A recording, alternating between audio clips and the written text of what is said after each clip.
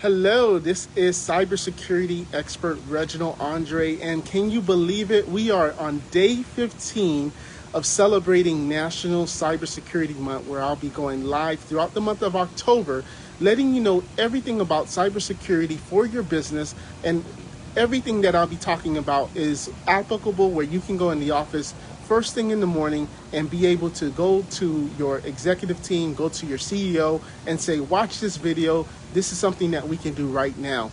Before I get started, I just wanted to thank you as I'm halfway into this 31-day challenge of going live and providing you value.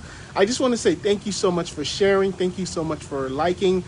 Just something personal on my side is, you may not think of it, but I actually freak out when I go live. I actually pace for 10 minutes going it through my head and like, oh my gosh, I don't want to do it. I don't want to do it. I don't want to do it. And I just hit the live button and I just start talking. So it's just been really something where I know it's giving you information, and I know I'm helping you with information as well. But equally, this is actually helping me because I have a fear of public speaking, and this has really helped me get out of my shell. And what my goal is to be able to do speaking events regarding cybersecurity and talking to businesses about how to protect their systems. So this is all just this is very, very good practice, and thank you so much for the support, the likes, the hearts, and just an encouragement to you that if there's something that you've been wanting to do, be it personal or business-wise, and you've just been procrastinating, just go ahead and do it. You know, it doesn't have to be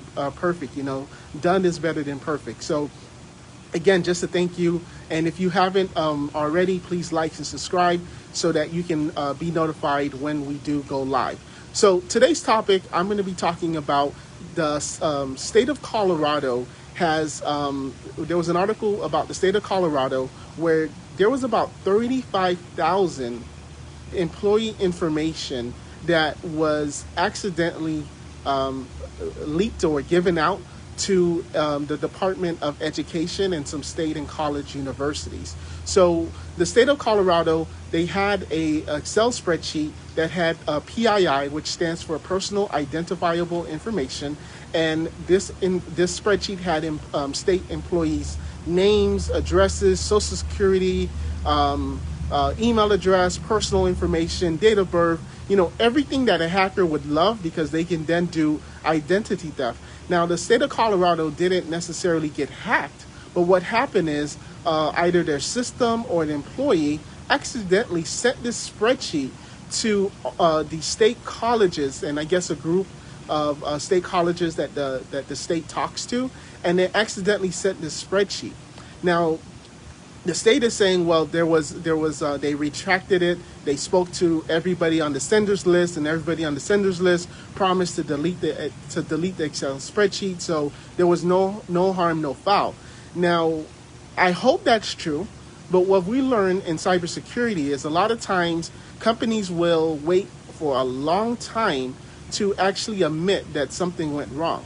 And unfortunately, there's been a lot of incidents where a year later, 2 years later, that's when you finally realize, oh, you know what, that spreadsheet that we sent that had all of the state employees' information, well, Bob in accounting, he was having some financial trouble, so he took that spreadsheet and he sold it on the dark web, and he made, some money, and now everybody's data is out there.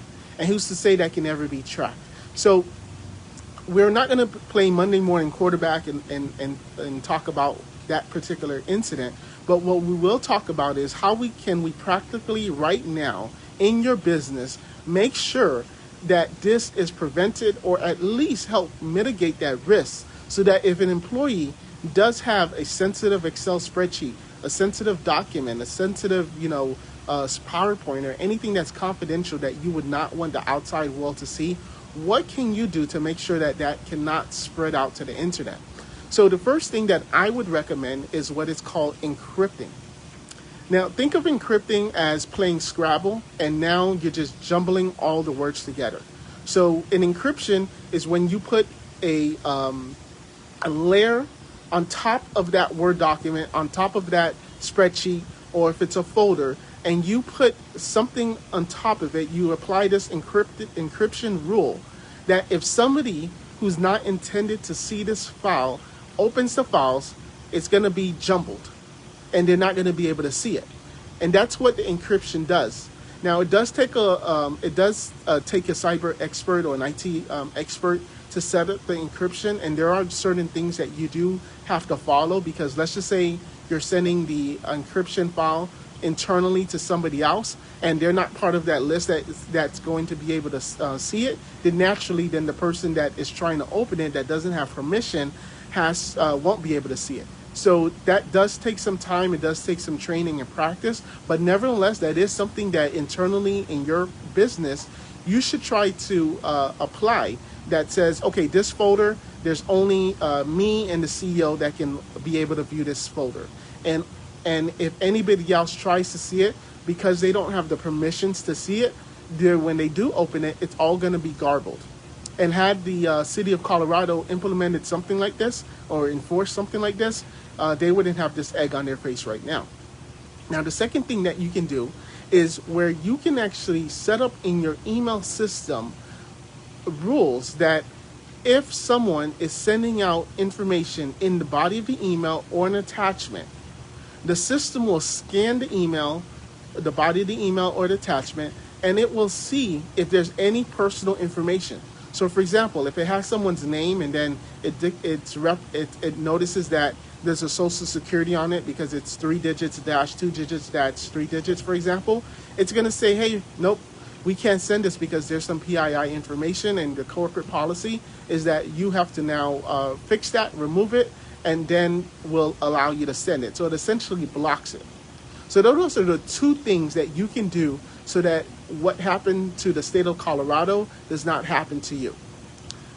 I hope this message was something that you can take tomorrow and start implementing. Cybersecurity, as I always say, is a layered approach. You cannot just rely on one thing. You have to put so many things in places. There's so much policies that you have to think. You have to think outside the box. You can't just rely on an antivirus or malware protection or firewall or spam filtering or a lot of the other things that we're talking about. You have to put all these things in place because there's it's kind of like a boat. And the boat, in order for it to not to sink, there has to be no holes in the boat. And as soon as you think that you covered one hole and then there's another hole and there's another hole, and that's why you have to look at the entire boat and not just try to say, oh, I'm just going to make sure the front doesn't have any leaks because I'll be okay. No, you got to make sure the entire boat, so your entire company has to be protected and has a good cyber approach. So we'll see you tomorrow on day 16 of us going live, and thank you so much again for allowing me to be in your phones and be in your computers. As like I said, I freak out sometimes going live, but I'm sticking through it and I'm going to be consistent, and it's going to make me a better person and help me in my business. Take care.